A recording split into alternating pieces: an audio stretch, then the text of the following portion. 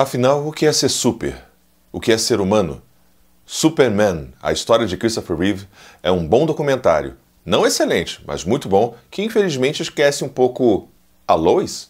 Fala aí pessoal do Filodoxia, tudo tranquilo? Tudo beleza? Eu sou o Thiago Ribarni e você está no Filodoxia para o bate-papo, uma resenha com spoiler de Super-Homem, a vida de Christopher Reeve. Simbora! What is a hero? My answer was that a hero is someone who commits a courageous action without considering the consequences. Now my definition is completely different. I think a hero is an ordinary individual who finds the strength to persevere and endure in spite of overwhelming obstacles.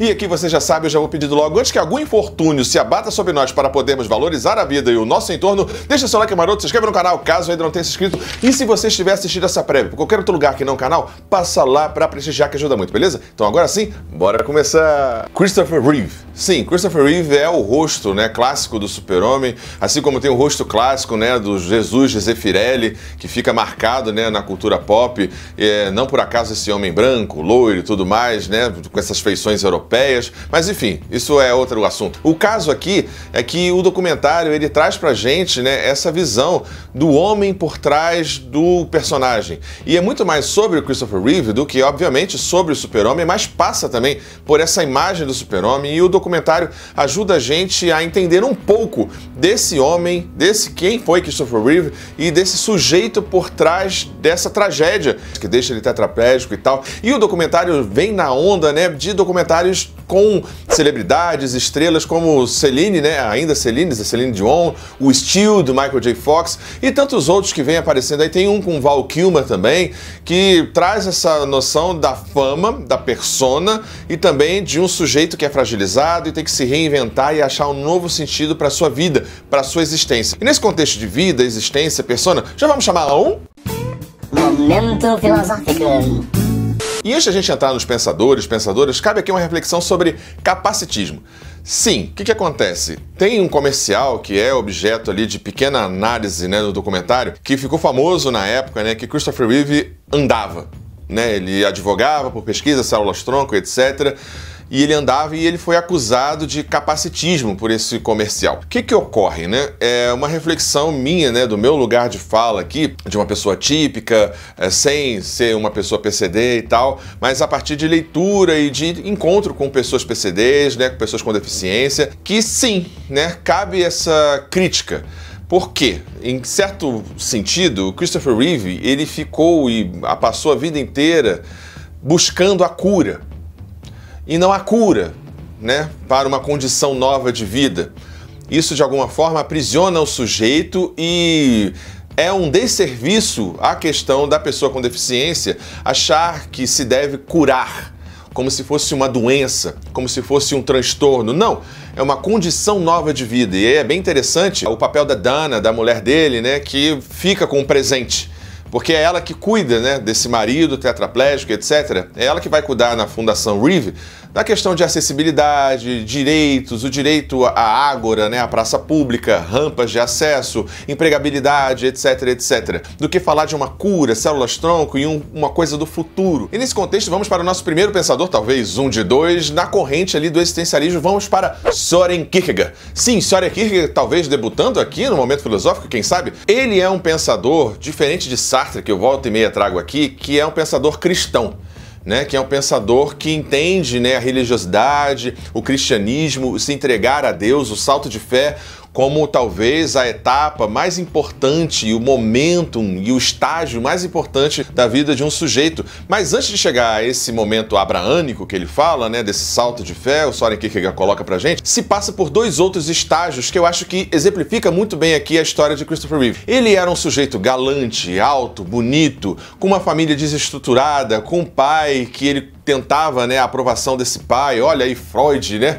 querendo aparecer no momento da volta Freud, com essa coisa de agradar o pai, do reconhecimento e tudo mais. E o Søren Kierkegaard coloca que a gente passa por pelo menos 3 estágios, ou que há pelo menos 3 estádios ou estágios para a vida significativa do sujeito, né? Óbvio que Søren Kierkegaard está falando da sua época, sobretudo do masculino, mas do sujeito de modo em geral, do ser humano. O primeiro estágio seria o estágio de Dom Juan, o esteta, né, o estético. E é aí que passa boa parte da juventude, né, e a fama, o Superman, as mulheres abandonarem, entre aspas, a mulher com filho e procurar outra vida, e ter uma vida de bom vivant e tudo mais. O Christopher Reeve passa por esse momento estético, né, esteta, a ideia desse Dom Juan que encontra sentido e valor na vida, nos estímulos, na aparência, no galanteio, no desejo, na sexualidade, na sedução, na libido. E tem o segundo momento, né, que o Kierkegaard coloca pra gente, que seria o estágio da família, né, o estágio social.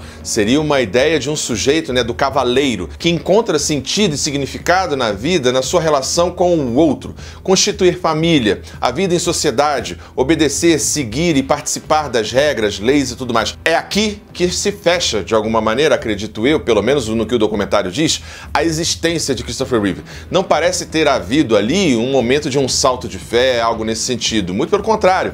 Acredito que a condição de tetraplegia faz até você questionar a fé, e não que isso não seja espiritualidade, não que isso não seja religião. E o Christopher Reeve, junto aqui com o Søren Kierkegaard, ajuda a gente a pensar que a nossa existência, os nossos sentidos, o nosso modo de existir passam, pelo menos, ou poderiam passar por essa leitura de Kierkegaard. E o Christopher Reeve exemplifica bem esse estágio esteta do Dom Juan e esse estágio do cavaleiro, familiar, social, que é o que o Søren Kierkegaard coloca pra gente. E nesse sentido ainda do existencialismo, Jean-Paul Sartre. Sim, pra gente pensar uma questão importante assim, que é o clássico, né, de Jean-Paul Sartre, que é a ideia que está no senso comum, que não importa o que a vida fez conosco, o que importa é o que você faz com o que a vida fez de você. E aí eu acho que a gente volta à questão do luto, né, do luto do Christopher Reeve, a acusação que parte da comunidade PCD, né, de deficiência americana faz a ele, como eu falei lá no início da época, eles usam esse entendimento, né? Ele não fez o luto. Em que sentido? Ele não se libertou da vida anterior que ele tinha. Ele buscava uma cura, ele buscava andar e etc. E tudo bem, é legítimo. Quem sou eu para dizer da dor do outro? Mas é muito mais interessante, existencialmente falando, você, no entendimento de Sartre, você de alguma maneira se moldar, se recriar, se refazer a partir daquilo que a vida fez de você. Entender agora o seu novo corpo, a sua nova condição, as suas novas possibilidades, por que não? E nesse contexto aqui, fica parecendo um tanto quanto que durante boa parte do período em que o Reeve ficou, né, tetraplégico, ele ficou tentando recuperar e saudoso e nostálgico da vida, do corpo que ele tinha, em vez de eventualmente olhar para frente, algo que o documentário mostra mais pro final, quando ele começa a dirigir de novo, faz aparições públicas, né, escreve livros, audiolivros e ele começa a ressignificar a sua existência. Acho que essa ideia, né, que o Sartre coloca aqui pra gente, faz a gente pensar também que as condições, os contextos são adversos, não estão no nosso controle, e o que importa da nossa potência de viver, da nossa potência de agir, é ressignificar e a nossa capacidade criativa de agir sobre aquilo que se coloca diante de nós. Então acho que Sartre ajuda a gente a pensar também nesse sentido. Bom, e por fim, ela, a maravilhosa Judith Butler. Sim, Judith Butler aqui, sim, ela. Porque é estranho, né? Você tem o nome do documentário, né? Superman, Super/Man. Cadê a Lois? E aí, parênteses aqui, a atriz que fez a Lois, editor, coloca ela aqui por gentileza. Ela foi apagada do filme, né? Porque ela cometeu o autoextermínio, né? Ela foi diagnosticada tardiamente como bipolar, foi militante, né? Ativista, assim como o Reeve, na causa bipolar, do tratamento mental e etc. E o filme apaga ela. Eu achei isso de uma deselegância, ainda mais sabendo o histórico, que fez assim o filme perder pontos comigo, assim, sabe? Ainda mais comigo, que saúde mental é um tema tão importante, eu como graduando de psicologia e etc. E, enfim, né, é ruim isso. E aí, voltando, né, a Judith Butler, a questão do papel de gênero, eu falo da Dana, da segunda mulher dele, né, que teve 2 filhos e tal, que acolhe e que cuida desse homem, e o papel de gênero que tem aqui nessa história, né? É ela, de alguma forma, é a Lois, entre aspas, como eu falei na cabeça, né, não só a atriz, mas também a esposa dele, que salva esse homem, né? O documentário deixa isso bem claro, né? Ela diz, eu te amo, eu te respeito e vou te amar, você continua sendo você mesmo e eu te amo mesmo assim, né? Ela diz algo parecido quando ele está pensando em desistir, desligar os aparelhos, algo que é legítimo, tá? Não cabe a nós julgar o sujeito, a pessoa que quer fazer uma distanase, uma ortotanásia, quer desistir e tudo mais. Eu não estou na pele da pessoa. Cabe a nós amar essa pessoa, abraçar, acolher essa pessoa, não julgar esse sujeito. Mas voltando a Dana, ela que salva esse sujeito, né?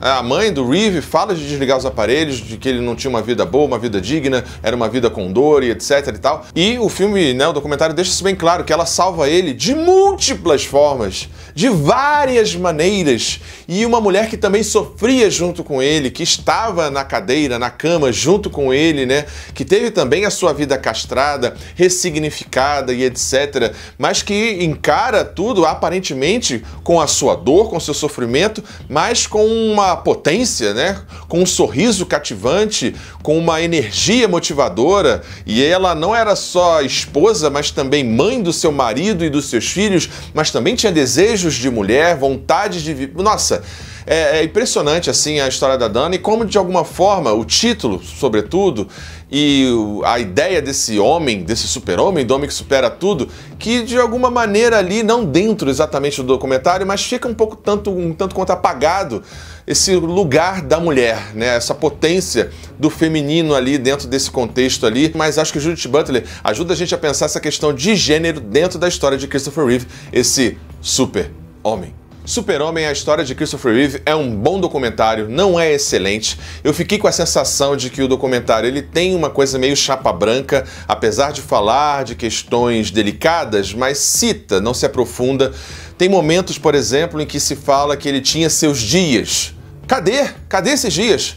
Cadê o conflito? Cadê ele deprimido? Cadê ele chorando? Cadê ele querendo se matar de novo? Cadê ele revoltado, não querendo tomar remédio? Cadê as brigas familiares? Então, isso me incomoda profundamente nesse documentário, que é a questão moralista, que é a questão da família margarina americana, sabe? A família perfeita, esse ideal de família harmoniosa e que se reconfigura e que todos são muito elevados e que tem muita espiritualidade e que a gente sabe que não é verdade.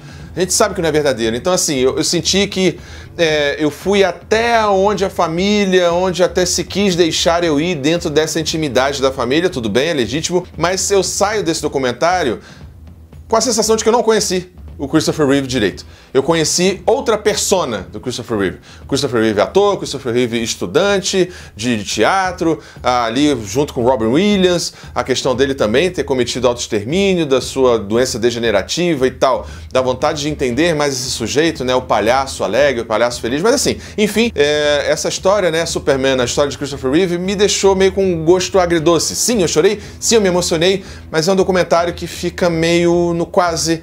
Fica no morno, no agridoce e pra mim poderia ter sido muito mais do que aquilo que foi. Bom, então por isso tudo, a minha nota para Super-Homem, a vida de Christopher Reeve é nota 7,5. Poderia ter ido muito mais no coração, na carne, no sangue desse homem, dessa família e fica ali arranhando a superfície com certa delicadeza e talvez respeito demais, algo que eu gostaria de ver mais aprofundado. É isso, pessoal. Espero que você tenha gostado desse bate-papo. Não esquece de deixar seu like, se inscrever no canal caso ainda não tenha se inscrito e até a próxima, pessoal. Tchau, tchau!